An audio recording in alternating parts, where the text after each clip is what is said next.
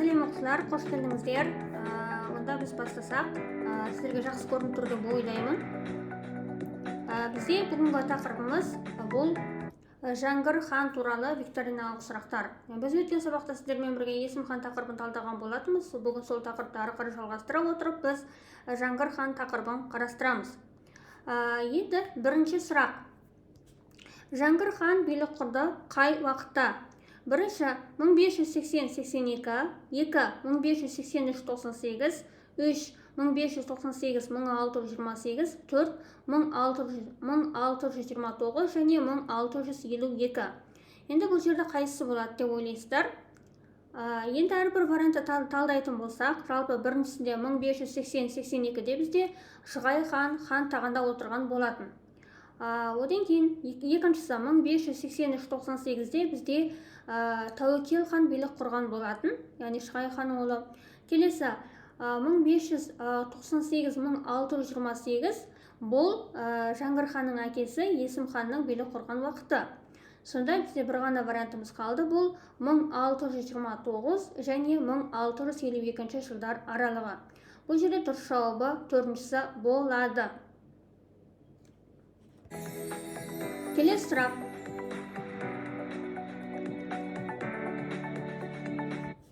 Қазақ билеушілері қалмақтармен, яғни ойраттармен алғаш рет қашан соғысты? Біріншісі 15-ші ғасырдың екінші жартысы, екіншісі 16-ші ғасырдың бірінші жартысы, үшіншісі 18-ші ғасырдың ортасы және төртіншісі 15-ші ғасырдың бірінші жартысы. Енді бұл жерде әрбір вариантты талдай кететін болсақ, жалпы 15-ші ғасырдың екінші жартысы дегеніміз бұл Қазақ хандығының құрылып жатқан уақыты, яғни 1465 жылы Қазақ хандығы құрылды. Демек, бұл уақыт емес, ол кезде Қазақ хандығы енді ғана құрылып жатқан кездердің бірі болды. Келесі 15-ші ғасыр бірінші жартысы дейді. 15-ші ғасыр бірінші жартысы, яғни 1428-68-де бізде Әбілқайыр хандығы, Қазақ хандығы құрылған жоқ. Ол кезде қазақтар Әбілқайыр хандығының құрамында болды. Сол себепті бұл төртінші вариантта емес. Енді бізде екі вариант қалды. Бұл жерде қарастыратын болсақ, алғаш рет деп тұрды. Ал мына жерде 18-ші ғасырдың ортасы, бұл уақытта жоңғарлармен соғыс осы уақытқа дейін жалғасқан болады. Сондықтан бұл үшіншісі емес, яғни 18-ші ғасырдың ортасы дегеніміз 1750 жылдар. Ол жылдарда жоңғар қонтайшысы қаза болғаннан кейін Әмірсана билікке келеді. Сол кезде жоңғарлардың ішінде таққа талас болып жатады. Содан кейін бір қазақ-жоңғар соғыстары кішкене тоқтаған болатын. Кейіннен біз білеміз, жоңғарларды қытайлар жаулап алған болатын. Содан кейін барып тоқтады. Бұл 1750 жылдар болды, яғни 18-ші ғасырдың ортасы. Осы уақытта қазақ билеушілері мен қалмақтар арасында соғыс кішкене осы уақытқа дейін жалғасқан болатын. Енді қазақ билеушілері мен қалмақтар, яғни ойраттар алғаш рет соғысты бізде 16-ші ғасырдың бірінші жартысында. Неге бұл уақытта? Себебі ол уақытта бізде Қасым хан қайтыс болды, яғни 1518-де Қасым хан қайтыс болғаннан кейін таққа оның ұлы Мамаш хан отырады 1518-22 жылдар аралығында. Кейін Мамаш хан шайқаста қаза табады. Мамаш хан қайтыс болғаннан кейін Қазақ хандығында сұлтандардың арасында үлкен дүрбелең болды деп айтылады ол тарихта. Яғни 16-ші ғасырдың 20-30 жылдар, яғни бірінші жартысында Қазақ хандығы әлсіреген болатын. Сол уақытта Қазақ хандығында бізге ойраттар, өзбектер шабуыл жасаған болатын. Сол кезде Қазақ хандығы қалмақтармен, яғни ойраттармен алғаш рет 16-ші ғасырдың бірінші жартысында соғысқан болатын. Екінші вариант бізде дұрыс болады. Келесі сұрақ.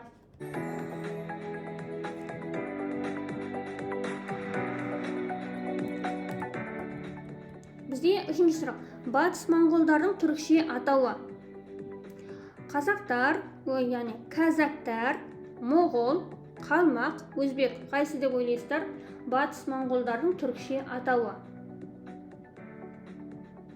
Жарайсыздар, молодец. Бұл жерде дұрыс жауап болады бізде қалмақ. Батыс моңғолдардың түрікше атауы негізі қалмақ.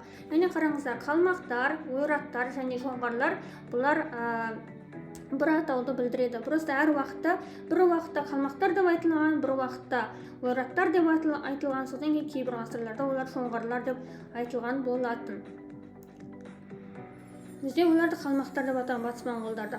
Келесі жоңғар хандығы құрылды қай жылы? Біріншісі 1635, 2 1643, 3 1629, 4 1652. Қайсы болады деп ойлайсыздар? Бұл жерде 1652-де бізде Жәңгір хан қайтыс болған болатын. Ол емес.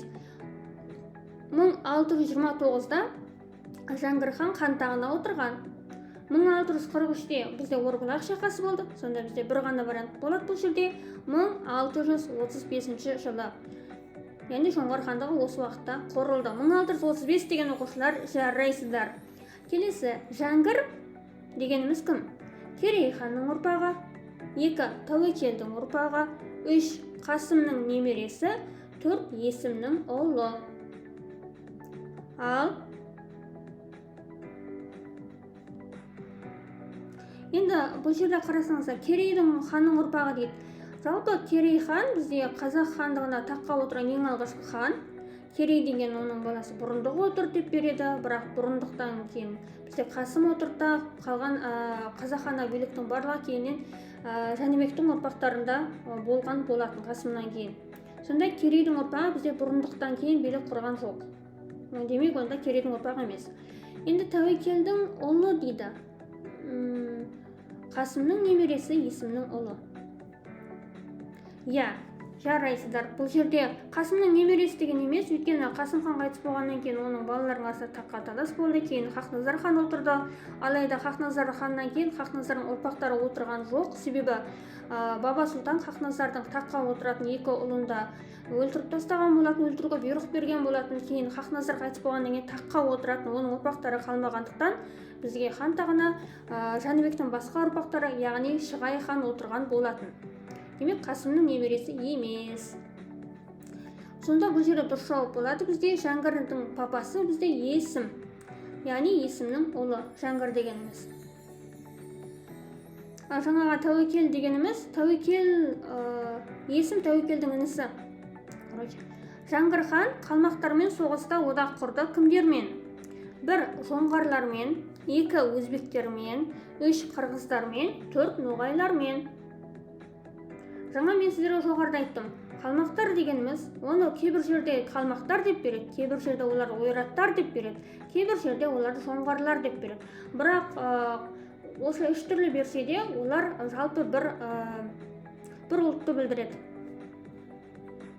Я, жарайсыздар. Я, бұл жерде дұрыс жауап болады бізде қырғыздармен. Жарайсыздар. Қырғыздар деген оқушылар жарайсыздар. Келесі сұрақ. Батыр Қонтайшы қазақ жеріне басып кірді қай жылы? 1 1643, 2 1635, 3 1628, 4 1652. Давайте ойланыңыздар, қайсысы болады бұл жерде? Батыр Қонтайшы қазақ жеріне басып кірді. Бізде 1652-де Жәңгір хан қайтыс болды. 1628-де бізде Есім хан қайтыс болды. 1635-де жаңа жоңғар хандығы құрылды. Сонда бізде бір ғана вариант қалады. Сонда қайсысы болды бұл? Я, жарайсыз. 1635 жылы жоңғарлар құрылды. Сонда қайсысы болды бізде? Бұл жерде 1643 жылы. Яғни Батыр Қонтайшы қазақ жеріне басып кірді. 1643. Осылай деген оқушылар жарайсыздар. Келесі сұрақ. 1643 жылы қазақ жеріне басып кірген Қонтайшы. Яғни Қонтайшының аты кім? 1 Жалаңтөс, 2 Себан Рабдан, 3 Қалдан Серен, 4 Батыр.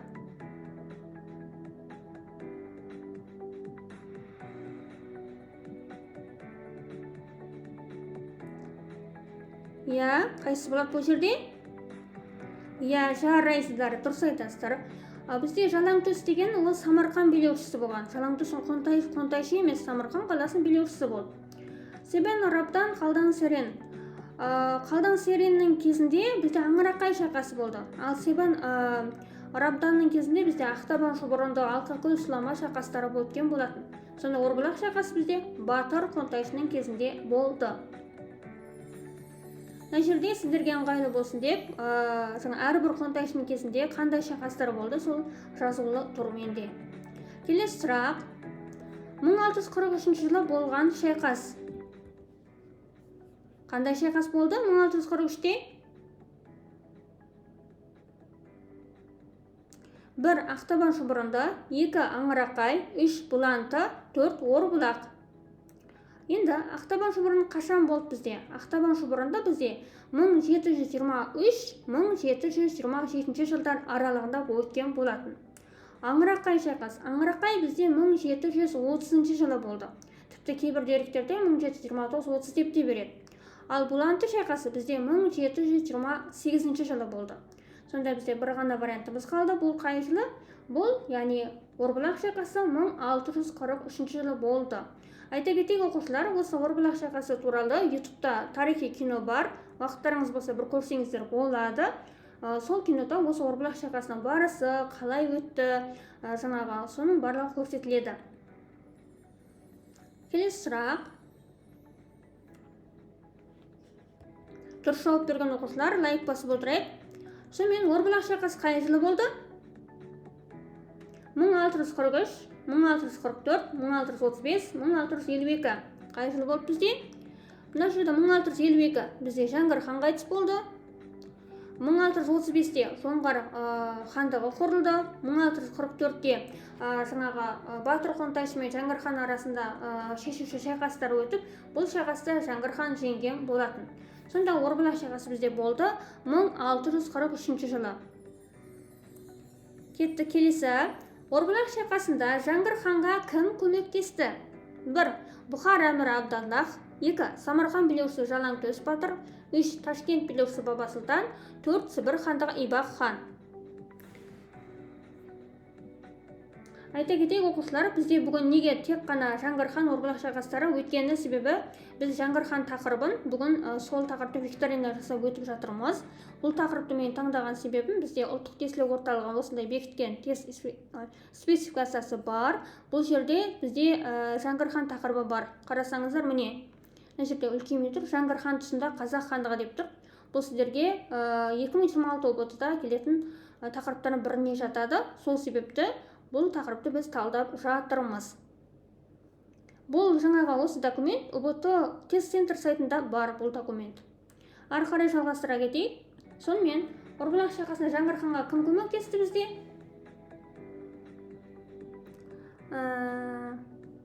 Енді бұл жерде қарасаңыздар, Сібір хандығы Ибақ хан деген, бұл Ибақ хан Керей мен Жәнібектің тұсында өмір сүрген хан, және Керей мен Жәнібекпен достық қарым-қатынас жасаған хан.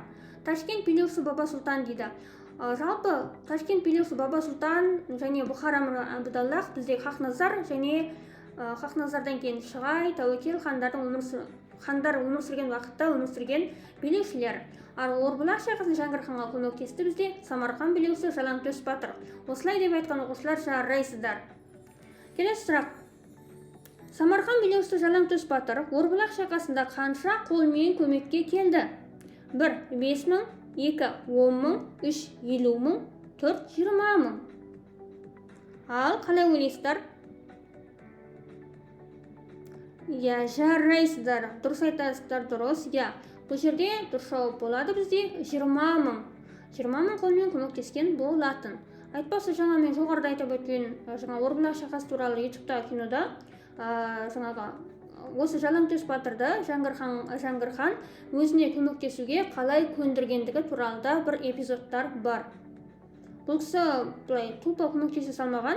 Оның көмектесудің бірден бір себебі бұл Есім хан мен лучшие друзья, яғни жан достары болған. Сол себепті бізде Жәңгір ханға көмектескен болатын. Сол кинода солай көрсетіледі. Келесі сұрақ. Орбұлақ шайқасының 350 жылдығы аталынып өтті қай жылы? 1. 1993, 2. 2015, 3. 1995, 4. 2003. Қайсысы болады бұл жерде?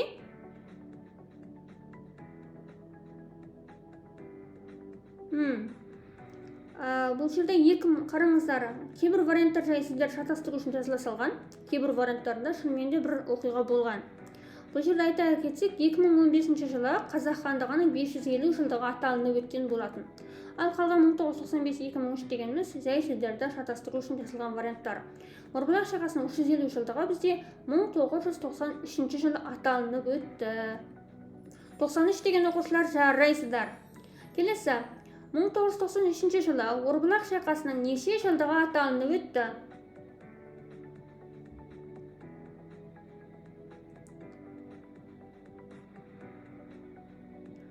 Бір 170 жылдығы, 2 150 жылдығы, 3 350 жылдығы, 4 550 жылдығы. Енді мына жерде 550 жылдығы, яғни бұл қазақ хандығының 550 жылдығы 2015-те аталынып өтті. Ал 93 жылы Орбұлақ шайқасының бізде 350 жылдығы аталынып өтті. 350 деген оқушылар жарайсыздар. Кетті, келесі.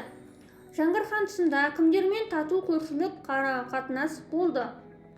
1 Қашқария хандарымен, 2 Ойрат одағымен, 3 Жоңғар хандығымен, 4 Қытайлармен.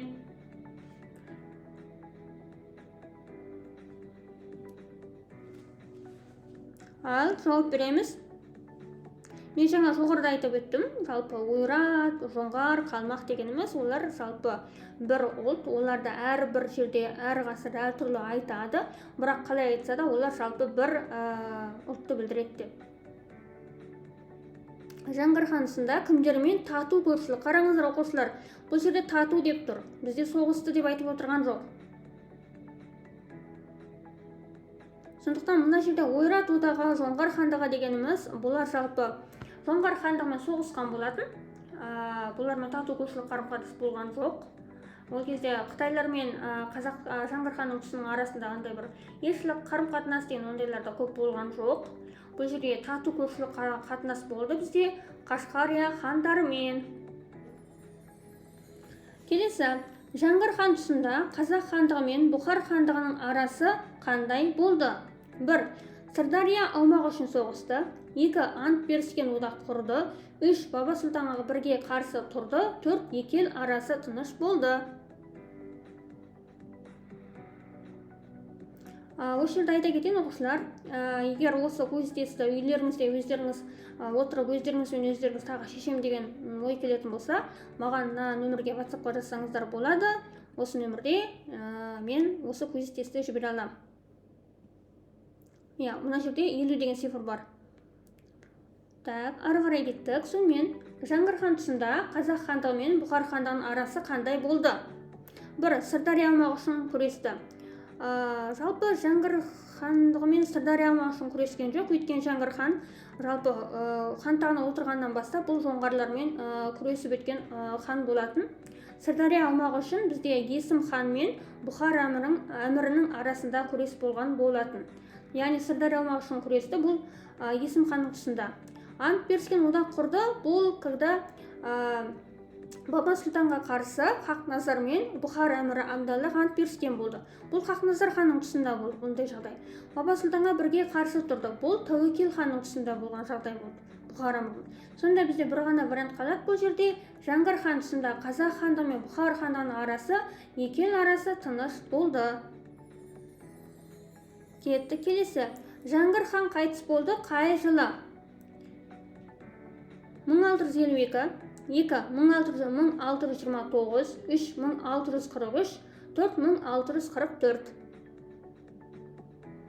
Мына жақта екі ел тыныш болды деген, жарайсыз, молодец. Көптеріңіз дұрыс жауап беріп жатырсыздар. Яғни бұл жерде Жаңғыр хан 1629-да хан тағына отырған болатын. 1643-де Жаңғыр хан Орбұлақ шайқасында жеңген болатын. 1644-де тағы да жоңғарлар мен қазақтар арасында шешуші шайқас өтіп, сол жерде Жаңғыр хан жеңген болатын. Сонда 1652 жылы Жаңғыр хан қайтыс болды. Келесі сұрақ. 1652 жылы қайтыс болған хан. 1 Тәуке, 2 Тәуекел, 3 Есім, 4 Жәңгір.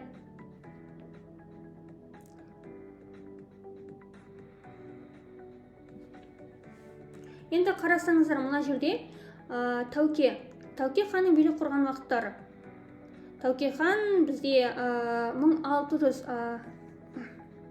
Тәуке хан бізде қайтыс болды 1715, кейбір деректерде 18 деп береді.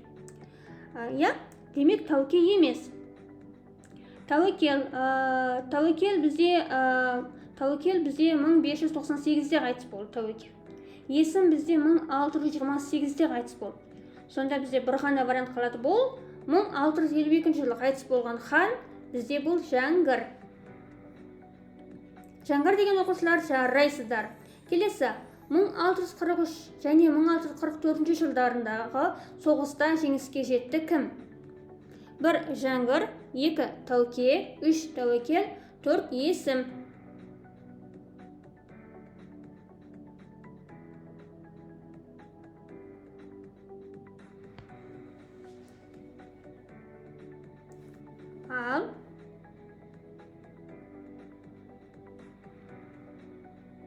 Ал бұл жерде жұмысқа 1643 және 44 жылдарда соғыста жеңіске жетті бізде.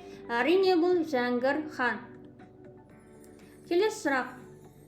Қазақ хандығы қалмақтармен, яғни ойраттармен қай уақытқа дейін соғысты? 1. 15 ғасырдың ортасы, 2. 18 ғасырдың ортасы, 3. 16 ғасырдың басы және 4-ші 17 ғасырдың басы.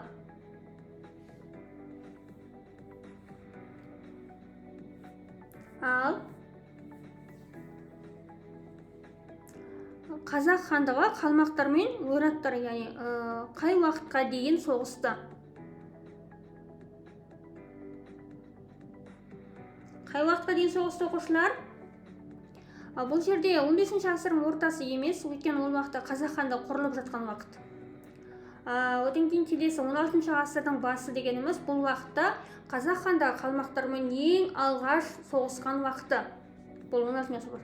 Келесі 17 ғасырдың басы, яғни 1600-дар ғой. Бұл уақытта 17 ғасырдың басында бізде бұл уақытта жоңғар хандығы өзі құрылып жатқан уақыт қой. Яғни 1635-те жоңғар хандығы өзі құрылып жатты. Бұл уақыт емес, олар енді ғана құрылып жатқан уақыттардың бірі болды. Сонда бізде мына жақта болады 18 ғасырдың ортасы, осы уақытқа дейін жалғасты. Яғни 16 ғасырдың басында басталып, 18 ғасырдың ортасына дейін жалғасқан болатын. Өйткені неге осы уақытқа дейін ғана жалғасты? Өйткені 18 ғасырдың ортасында жоңғар хандығы ыдырап құлаған болатын. Келесі сұрақ. Қазақ хандығы 18 ғасырдың ортасына дейін кімдермен соғысты? 1. Қалмақтармен, 2. ноғайлармен, 3. өзбектермен, 4. моғолдармен.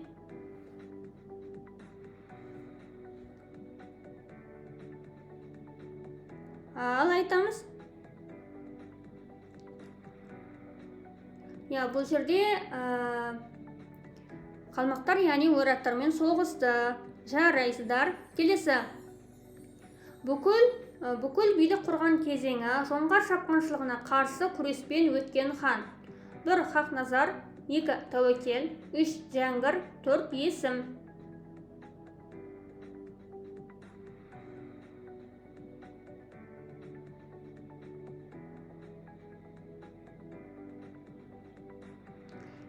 Дұрыс айтасыздар. Бұл жерде дұрыс жауап болады бізде Жәңгір хан. Келесі сұрақ. Жәңгір хан қалмақтармен күресте Қашқария моғолдарынан қолдау тапты. Сондай-ақ ол одақ құрды кімдермен? 1. Қырғыздармен, 2. ноғайлармен, 3. өзбектермен, 4. хиуалықтармен.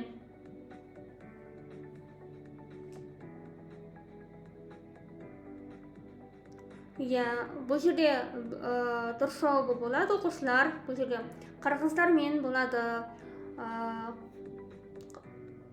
Қырғыздармен одақ құрған болатын. Келесі 1993 жылы 350 жылдығы аталынып өткен шайқас не деп аталынады? 1. Аңырақай, 2. қалмақ қырылған, 3. бұланты, 4. Орбұлақ шайқасы. Дұрыс жауап берген оқушылар лайк басып отырайық, және де достарым болса шақырсаңдар болады. Мына жақта бөлісу кнопкасы бар, если что.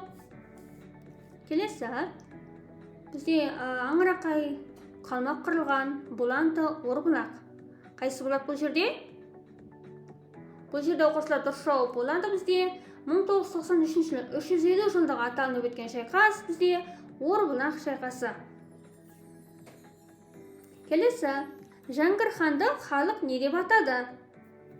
1. Салқам Жәңгір, 2. Еңсегей бойлы ер есім, 3. Әз Тәуке, 4. Жәңгір хан. Ал айтамыз.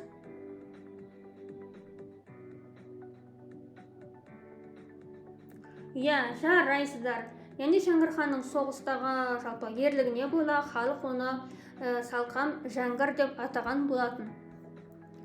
Бізде бірінші вариант дұрыс болады. Жарайсыздар оқушылар, молодец. Біз бүгін Жәңгір хан туралы 25 сұрақты талдадық. Бұл сұрақ бізде кішкене мына кітаптан жасалынды.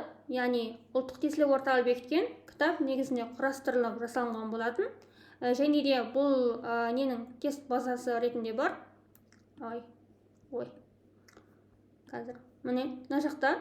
Яғни бүгін сіздер шешкен Жәңгір хан тақырыбының тест база түріндегі сұрақ-жауап түрінде берілген варианты. Енді менде тура осындай бірнеше басқа да бар. Енді қазір біз тура осындай есім ханды шешейік онда. Ары қарай жалғастырайық. Қазір